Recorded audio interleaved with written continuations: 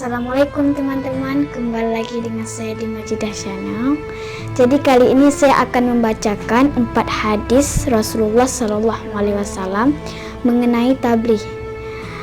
Ya, sekarang ya teman-teman kita mendengarkan hadis ke-1. Hadis ke-1 yang mahfumnya dari Abu Sa'id Al-Khudri radhiyallahu an.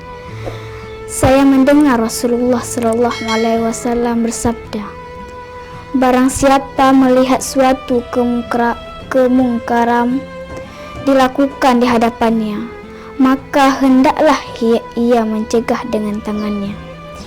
Jika tidak mampu, maka hendaklah mencegah dengan lidahnya. Dan jika tidak mampu, maka hendaklah ia merasa benci dalam hatinya. Dan ini adalah selemah-lemahnya iman. Hadis riwayat Muslim, Tirmizi, Ibnu Majah dan Nasai dalam kitab At-Targhib. Hadis kedua yang mahfumnya dari Nu'man bin Bashir radhiyallahu an. Nabi SAW bersabda, perumpamaan orang yang berada dalam batasan hukum Allah Subhanahu wa Ta'ala dan orang yang melanggarnya seperti sekumpulan manusia yang menaiki sebuah kepar. Sebagian mereka duduk di bagian atas dan sebagian lainnya duduk di bagian bawah. Di bawah perut kapal itu. Keberadaan orang-orang yang duduk di bagian bawah apabila memerlukan air, mereka harus berusaha naik dan mengambilnya dari orang-orang yang berada di bagian atas. Akhirnya mereka berkata,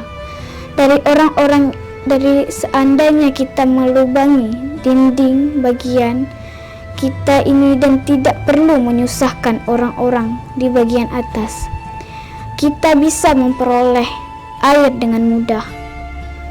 Apabila orang-orang yang berada di bagian atas mengangkat orang-orang yang berada di bawah dan tidak menghalangi keinginan mereka, maka seluruhnya akan celaka tenggelam. Tetapi jika yang di atas mencegah mereka, maka semuanya akan selamat. Hadis riwayat Bukhari dan Tirmizi.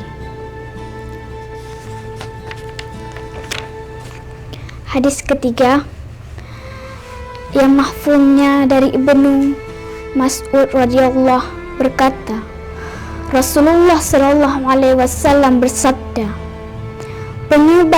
penyebab utama hancurnya Bani Israel yaitu apabila orang-orang yang soleh di antara mereka bertemu dengan orang-orang yang berbuat maksiat. Dia berkata, takutlah kamu kepada Allah, jangan berbuat begitu, karena yang demikian itu tidak halal bagimu. Lalu keesokan harinya orang soleh itu bertemu lagi dengan pelaku maksiat tersebut dalam keadaan yang sama. Namun ia tidak melarangnya, bahkan orang soleh itu makan, minum dan duduk-duduk bersama orang itu.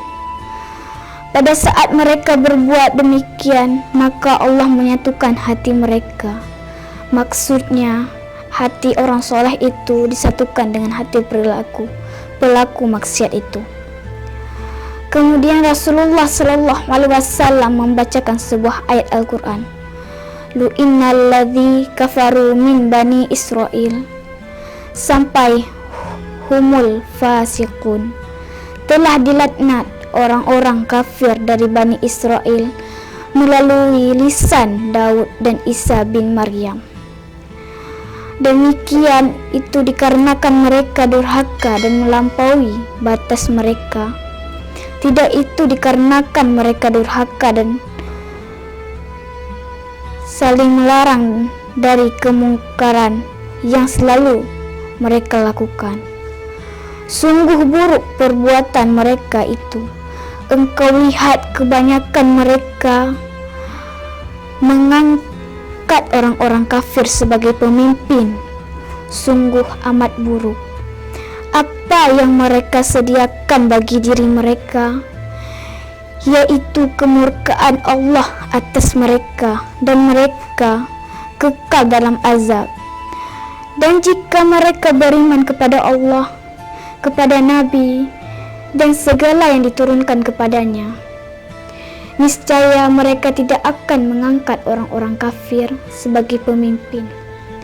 Tapi kebanyakan mereka adalah orang-orang fasik.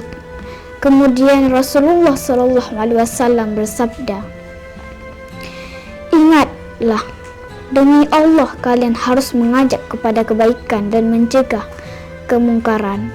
Cegahlah mereka yang berbuat zalim dan suruhlah mereka kepada kebenaran yang hakiki."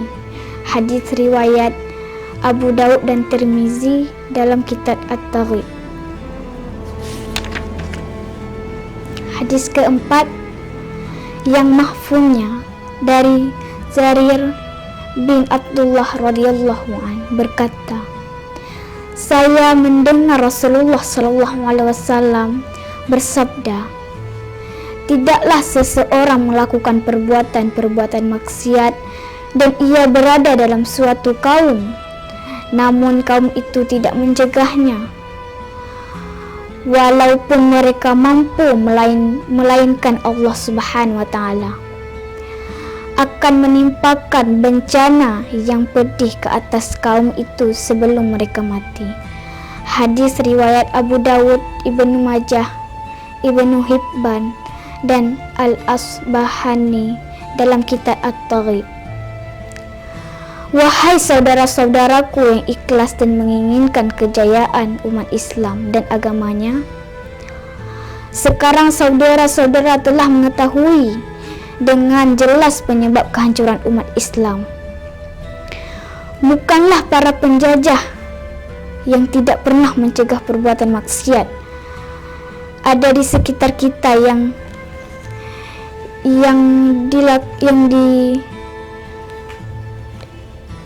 dilakukan oleh anak-anak kita, keluarga kita, dan tetangga-tetangga kita. Kemaksiatan sudah benar-benar terbuka di depan kita. Namun sudahkah kita berusaha mencegahnya? Jangankan mencegah, keinginan itu apakah ada atau tidak? Biasanya kita hanya memperhatikan perbuatan anak-anak kita. Jika mereka terlibat dalam suatu kegiatan politik atau perbuatan yang bertentangan dengan peraturan pemerintah, maka kita akan merasakan sangat khawatir dan berusaha melarangnya. Tidak hanya mengkhawatir nasib anak kita, bahkan melakukan sesuatu yang bertentangan dengan pemerintah Allah Subhanahu wa Ta'ala, kita hanya berdiam diri. Mari kita berpikir, tidaklah seharusnya kita mengkhawatir perbuatan seseorang yang berdosa di hadapan Allah Subhanahu wa Ta'ala. Sayangnya kita hanya mengkhawatirkan perbuatan seseorang yang bersalah di depan hakim dunia. Jadi sampai sini dulu hadisnya teman-teman.